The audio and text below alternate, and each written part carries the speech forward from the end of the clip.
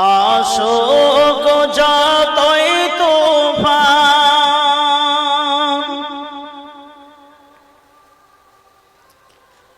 আমি কবু ডরি না,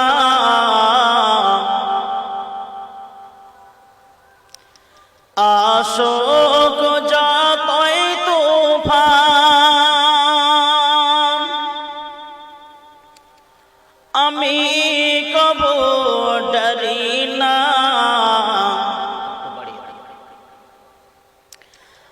আমার হৃদয়ে কাবা নয়নেতে মদিনা। জোরে বলবেন না সুবহানাল্লাহ, জোরে বলবেন না সুবহানাল্লাহ। আশোক যতই তুফান আমি কবু ডরি না, আমার হৃদয়ে কাবা নয়নেতে মদিনা। সূরাতে মুআদ আর নকশাতে মুহাম্মদ সাল্লাল্লাহু আলাইহি ওয়াসাল্লাম, অঙ্গ নূরে আহমদ রুখে যাবে মুসিবত। কেন? কলেমাতে আছে, কলেমাতে আছে ঈমান, মোর সাথে আছে রব্বানা, আমার হৃদয়ে কাবা নয়নেতে মদিনা। পঞ্জাবের পাঁচ পাতা হবে গোয়া আমার সাতা,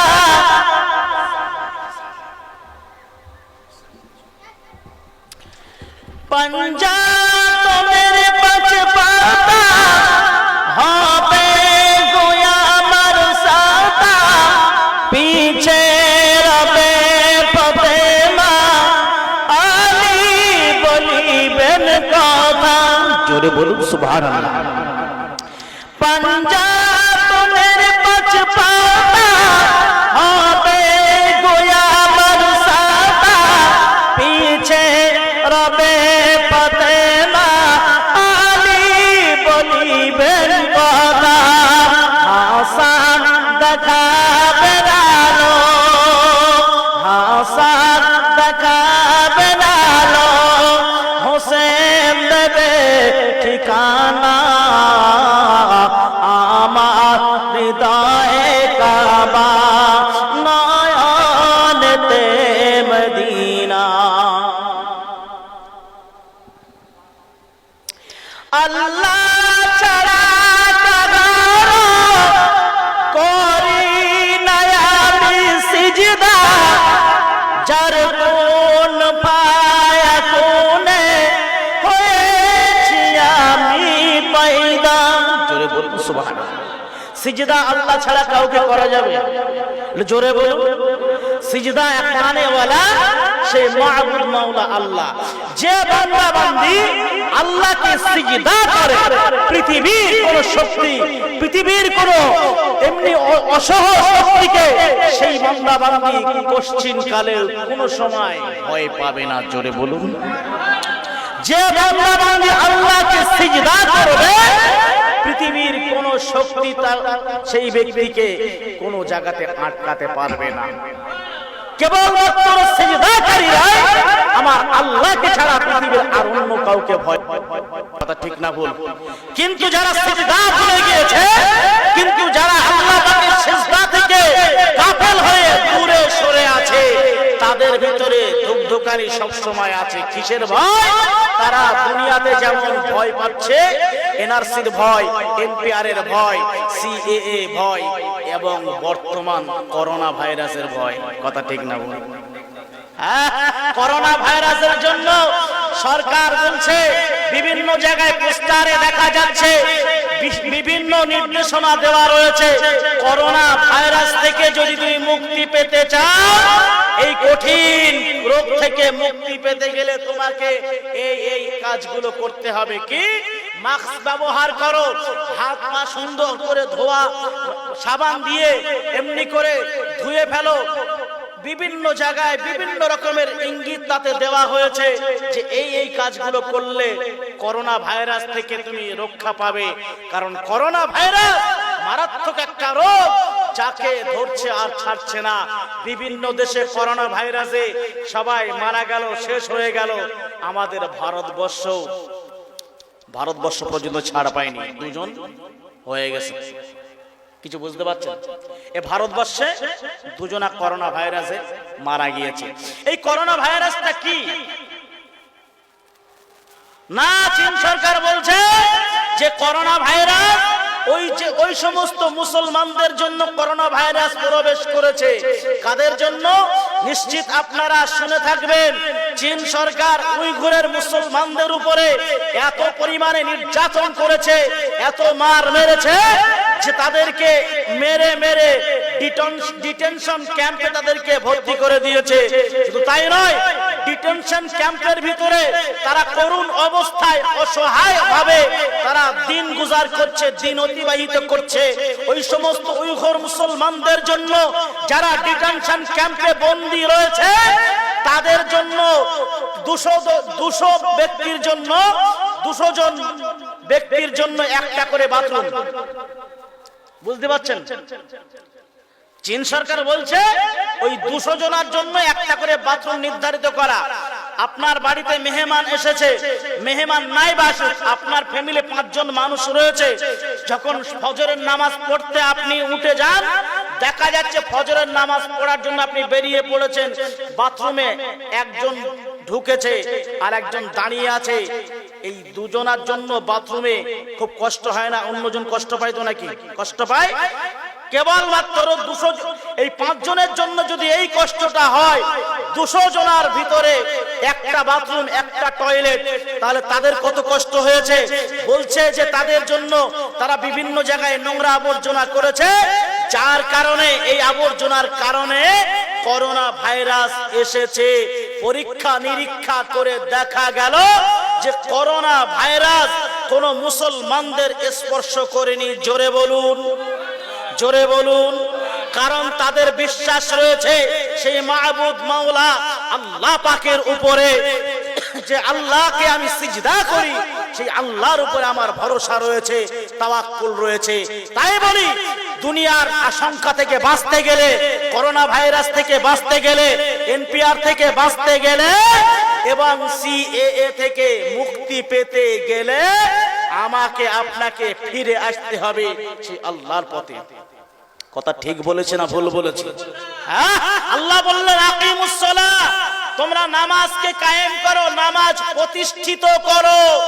বর্তমান সময়ে যদি আমি একথা বলি, তাহলে হয়তো আমার অনেক যুবক ভাইয়েরা আমার উপরে রাগ করবে, দুঃখ পাবে, কষ্ট পাবে। কি বর্তমান সময়ে দেখা যাচ্ছে নামাজ প্রতিষ্ঠিত করতে বলেছে। আমরা দেখেছি যখন মসজিদে আজান হয়ে যায়, তখন মুসল্লিরা অজু করে নিয়ে যে যার মতো মসজিদের জামাতে দাখিল হয়ে যায়, জামাত করে নামাজ আদায় করতে। কথা ঠিক না ভুল? জামাত আজান হলে জামাতে যায় নামাজ আদায় করতে। জামাতে যেতে হবে, যে ব্যক্তি আজান শুনতে পাবে তাকে জামাতে হাজির হতে হবে। কথা ঠিক না ভুল? বিশ্ব নবী মুহাম্মদুর রাসূলুল্লাহ সাল্লাল্লাহু আলাইহি ওয়াসাল্লাম একজন অন্ধ সাহাবী, যার নাম হলো উম্মে মাকতুম রাদিয়াল্লাহু তাআলা আনহু। উম্মে মাকতুম রাদিয়াল্লাহু তাআলা আনহু গুটি গুটি পায়ে একদিন রাসূলুল্লাহর কাছে আসলেন। ইয়া রাসূলুল্লাহ, ইয়া হাবিবাল্লাহ, আমি উম্মে মাকতুম, আমি 2 চোখে অন্ধ। ইয়া রাসূলুল্লাহ, ইয়া হাবিবাল্লাহ, আমি আমার অন্ধ চোখে দেখতে পাই না। কানা আর অন্ধর ভিতরে পার্থক্য আছে না নেই? জোরে বলেন। কানা আর অন্ধ দুজনের ভিতরে পার্থক্য রয়েছে না? যে ব্যক্তিটা কানা হয় ওই ব্যক্তিটা কিছু না কিছু একটু একটু দেখতে পায়, কথা ঠিক না বল? কিন্তু যে ব্যক্তিটা অন্ধ হয়ে যায় ওই ব্যক্তিটা আর কিছু দেখতে পায় না। একজন অন্ধ ব্যক্তিকে জিজ্ঞাসা করা হচ্ছে, কথায় কথা বেড়ে যায়, অন্ধ হলেও কি হবে? তাদের মনের ভিতরে তো আশা থাকে না। অন্ধ ব্যক্তিকে জিজ্ঞাসা করেছে, ভাই তুমি বিয়ে করেছো? বলছে না। বিয়ে কি করবে? বলছে করার তো ইচ্ছা আছে। তো বলছে মেয়ে কেমন লাগবে? বলছে একটু ফর্সা হলে ভালো হয়। কি বুঝলেন? মেয়ে কেমন লাগবে? একটু ফর্সা হলে ভালো হয়। তা বলছে তুমি ফর্সা কি কালো কিভাবে বুঝবে? বলছে ও বোঝার আমার দরকার নেই। মানুষ জানো বলে অন্ধ হলে কি হয়, বউটা খুব সুন্দর ফার্স্ট ক্লাস। বুঝতে পারেননি? অন্ধদের মনের ভিতরে কষ্ট থাকে, কষ্ট থাকে অন্ধদের মনের ভিতরে। আল্লাহ পাক রব্বুল আলামিন এই চোখের একটা পাওয়ার দিয়েছে। যাই হোক, আমি যে কথা বলছিলাম, ওই অন্ধ সাহাবী উম্মে মাকতুম রাসূলুল্লাহর কাছে আসলেন। আসসালামু আলাইকা ইয়া রাসূলুল্লাহ, আসসালামু আলাইকা ইয়া হাবিবাল্লাহ। ইয়া রাসূলুল্লাহ, আমি তো অন্ধ, কিন্তু আমাকে কি জামাতে হাজির হতে হবে? ও বাবাজিরা খুব খেয়াল করে শুনবেন, ঈমানওয়ালা মুসলমান ভাই ও বাবাজিরা গভীর মনোযোগ দিয়ে কথাগুলো শ্রবণ করবেন। ওই অন্ধ সাহাবী রাসূলুল্লাহকে বললেন, ইয়া রাসূলুল্লাহ, ইয়া হাবিবাল্লাহ, ইয়া রাসূলুল্লাহ, ইয়া হাবিবাল্লাহ, আমি আমার দুটো চোখে কিছুই দেখতে পাই না। ইয়া রাসূলুল্লাহ, আমার চলতে খুবই কষ্ট হয়। ইয়া রাসূলুল্লাহ, তবুও কি আমাকে জামাতে নামাজ আদায় করতে হবে? জিজ্ঞাসা করছেন কে? কে জিজ্ঞাসা করছেন? সুস্থ ব্যক্তি, সবল ব্যক্তি, হ্যাঁ, দৃষ্টি শক্তি সম্পন্ন ব্যক্তি না, দৃষ্টিহীন একজন ব্যক্তি জিজ্ঞাসা করছে। রাসূলুল্লাহ বললেন, না, আসতে হবে না। আমি যদি এখানেই রেখে চলে যাই তখন সমালোচনা হবে। হুজুর বলেছে আজান শুনলেও মসজিদে যাওয়া লাগবে না, তাই তো? এটা সমালোচনা হবে। কিন্তু না, নবী আমার বললেন আসা লাগবে না। কিছু দূর হাঁটতে হাঁটতে চলে গিয়েছে রাসূলুল্লাহ ওই সাহাবী উম্মে মাকতুমকে ডাকলেন, এই উম্মে মাকতুম, এদিকে এসো। ও বাবারা, খুব খেয়াল করে শুনবেন, অন্ধ সাহাবী উম্মে মাকতুম গুটি গুটি পায় হাঁটতে লেগেছেন। এমন সময় বিশ্বনবী মুহাম্মদুর রাসূলুল্লাহ সাল্লাল্লাহু আলাইহি ওয়াসাল্লাম নবী আমার বললেন, উম্মে মাকতুম শুনে যাও। উম্মে মাকতুম গুটি গুটি পায় রাসূলুল্লাহর কাছে হাজির হয়ে গেলেন। নবী আমার বললেন, এ উম্মে মাকতুম, এ উম্মে মাকতুম, তুমি কি আজান কানে শুনতে পাও? তুমি কি আজান শুনতে পাও? উম্মে মাকতুম বলল, ইয়া রাসূলুল্লাহ, ইয়া হাবিবাল্লাহ, হ্যাঁ আমি আজান শুনতে পাই। নবী আমার বললেন, উম্মে মাকতুম, আজান যখন কানে শুনতে পাও জামাতে তোমাকে হাজির হওয়া লাগবে। অনেক মুসলমান রয়েছে যখন আজান হয়ে যায়, আজান হচ্ছে অথচ কি বুঝলেন, আপনাদের এলাকায় নেই, আপনাদের এলাকায় নেই। এই এলাকার মুসলমানেরা খুবই ভালো। তবে এশার জামাতে মসজিদে নামাজ আদায় করতে গিয়েছিলাম, দেখলাম খুব সুন্দর অনেক মুসল্লি রয়েছে। শুধু আজকের জলসা বলে কি এত বেশি না, এমনি অন্য দিনও হয়। আলহামদুলিল্লাহ, এটাই তো হলো মসজিদের খোরাক। জোরে বলুন সুবহানাল্লাহ। নবী আমার বললেন, এ আমার সাহাবীরা, খবরদার খবরদার, তুমি দুনিয়ার জমিনে জীবন বাঁচানোর জন্য, দুনিয়াতে তুমি বেঁচে থাকার জন্য অর্থ উপার্জন করো। অর্থ উপার্জন করে তোমার পেটের ক্ষুধা নিবারণের জন্য, জ্বালা নিবারণ করার জন্য এ আমার সাহাবীরা, তোমরা অর্থ ইনকাম করে একত্রিত করে তোমরা ক্ষুধা নিবারণ করার জন্য সুন্দর মাছ, ভাত, গোস্ত এমনি করে খাদ্য তোমরা গ্রহণ করো, ভক্ষণ করো। এ আমার সাহাবীরা, যেমন তোমার ক্ষুধা যদি লেগে যায়, ক্ষুধার জ্বালা সহ্য করতে না পেরে ক্ষুধার নিবারণের জন্য তোমরা যেমন এমনি করে খাদ্য ভক্ষণ করো, খাদ্য গ্রহণ করো। এ আমার সাহাবীরা, যেমন পেটের জন্য খাদ্য হলো ভাত, মাছ, গোস্ত, ডিম, আলো পেলোয়া, এই সমস্ত খাদ্য দিয়ে তুমি তোমার উদরটাকে পূরণ করো।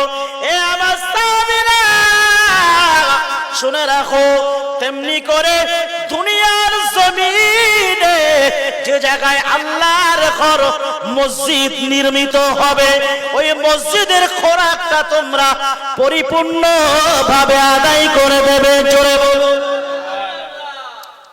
সাহাবীরা বললেন, ইয়া রাসূলুল্লাহ, ইয়া হাবিবাল্লাহ, মসজিদের খোরাকটা কিভাবে আমরা দেব? নবী আমার বললেন, এ আমার সাহাবীরা, মনে রেখো, মসজিদের খোরাকটা ভাত নয়, মসজিদের খোরাক মাছ নয়, মসজিদের খোরাক গোস্ত নয়, বিরিয়ানি নয়, জর্দা বিরিয়ানিও নয়। এ আমার সাহাবীরা, মসজিদের প্রকৃত এমনি করে খোরাক হলো নামাজি দিয়ে মসজিদটা যদি ভরপুর করে দেওয়া যায়, এটাই হলো প্রকৃত মসজিদের খোরাক। কিন্তু দেখা যায় বর্তমান সমাজে মুসলমান বিভিন্ন দিকে উন্নতি লাভ করেছে। কেউ ইঞ্জিনিয়ার হয়েছে, কেউ মাস্টার হয়েছে, কেউ ডাক্তার হয়েছে। ও আমার বাবাজিরা, ভাইজানেরা, কিন্তু না, তারা প্রকৃত পক্ষে মসজিদের খোরাক দিতে পারে না। লক্ষ টাকার মালিক, কোটি টাকার মালিক, অর্থ রয়েছে, সম্পদ রয়েছে, দুতলা বাড়ি, টাটা সুমো গাড়ি, 25 বিঘে জলকর রয়েছে, তবুও বেটা মসজিদে গিয়ে আল্লাহ পাককে সিজদা করতে পারে না। এইরকম জিনিস তমলুক এলাকায় আছে না নেই? আছে, কম আছে, সংখ্যায় কম আছে, কিন্তু আমাদের 24 পরগনাতে দেখা যাচ্ছে এইরকম যন্ত্র ব্যাপক পরিমাণে রয়েছে। ও আমার বাবাজিরা, ভাইজানেরা, যে ব্যক্তিটা আল্লাহকে সিজদা করা ভুলে যাবে, বেঈমানদের অনুগত অনুসরণ করতে থাকবে, দুনিয়ার জমিনে করোনা ভাইরাস, এনআরসি, এনপিআর, এ সমস্ত ভয় তাকে গ্রাস করবে।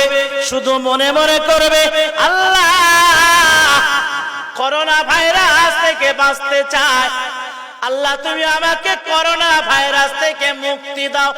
অথচ দোয়া করছে হাজারো বার, পেশাব ফিরে পানি নেয় না। এই কথা বুঝতে পেরেছেন? হ্যাঁ, দোয়া করছে আল্লাহর কাছে, আল্লাহ করোনা ভাইরাস থেকে আমাকে বাঁচাও, আমার ফ্যামিলিকে বাঁচিয়ে দাও। অথচ হারাম খাওয়া বন্ধ করেনি। দোয়া কবুল হবে? হ্যাঁ, কবুল হবে না। ও আমার বাবাজিরা, ভাইজানেরা, খুব গভীর মনোযোগ দিয়ে শুনবেন। আমি আপনাদেরকে নিয়ে অনেকটা দূরে চলে এসেছি।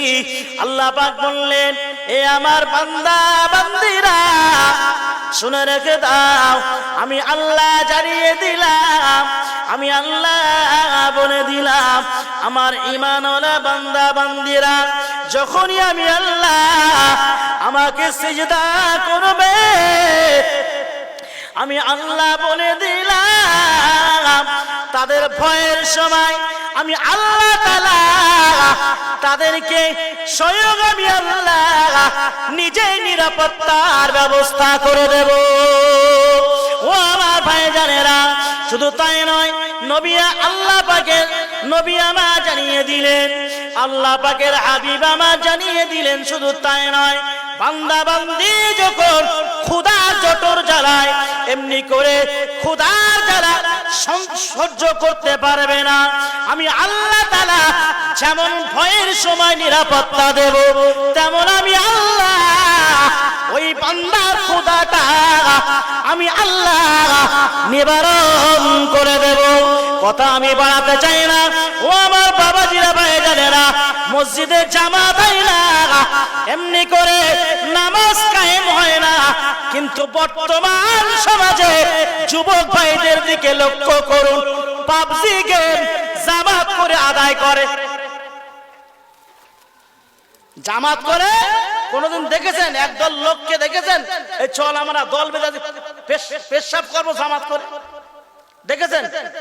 পেশাব ফিরতে যাচ্ছে ইস্তেঞ্জায়, জামাত করে চল আমরা আজকে নিয়ত করলে জামাত করে হবে একসঙ্গে পেশাবে যাব, দেখেছেন? হবে একসঙ্গে পায়খানায় যাব, এরকম সিস্টেম দেখেছেন? না, জামাত করে এরা কি করে? ফ্রি ফায়ার খেলে, পাবজি গেম খেলে। ওরে বাবা, ফ্রি ফায়ার গেম খেলতে গেলে নাকি কাবা শরীফ ভাঙতে হয়। এ যুবকদের কি চুলকুনি দেখেন, এরা কাবা শরীফ ভাঙতে হয়, ভাঙবো তো ফ্রি ফায়ার খেলা ছাড়বো না। জোরে বলুন নাউজুবিল্লাহ। আজকে কেন করোনা ভাইরাস আসছে? আমাদেরকে ভাবতে হবে মুসলমান সেই প্রভু আল্লাহ মালিককে ভুলে গিয়েছে। আল্লাহ বললেন তোমরা আমাকে ভুলে যেও না। মালিককে যে ভুলে যাবে সে মালিকের সাহায্য প্রাপ্ত হওয়ার আশা করতে পারে না। প্রকৃতপক্ষে যে মাহবুদ মাওলা আল্লাহকে ভুলে যাবে না, আল্লাহকে সিজদা করবে, ভরসা রাখবে সেই আল্লাহর প্রতি। আমার আল্লাহ বললেন তোমরা বিপদে পড়ো, মুসিবতে পড়ো, যেটাই থাকো না কেন, ওয়ালা তাহিনু ওয়ালা তাহজানু ওয়া আনতুমুল আ'লাউনা ইন কুনতুম মুমিনিন। আল্লাহ বললেন মুমিনদের সাহায্য করা আমি আল্লাহ আমার জন্য অপরিহার্য হয়ে যায়। জোরে বলুন সুবহানাল্লাহ। আল্লাহ পাক রব্বুল আলামিন আমাদের সকলকে যেন শোনার থেকে বলার থেকে বেশি বেশি নেক আমল করার তৌফিক দেন, এবং যিনি আমার সৃষ্টিকর্তা সেই রবকে যেন আমরা ভুলে না যাই। আল্লাহ পাক যেন আমাদের সে তৌফিক এনায়েত করেন। সদা সর্বদা সেই রবের প্রশংসায় যেন আমরা মুখরিত হতে পারি। আল্লাহ পাক আমাদের এ তৌফিক আতা করেন। সকলে বলেন আল্লাহুম্মা আমিন।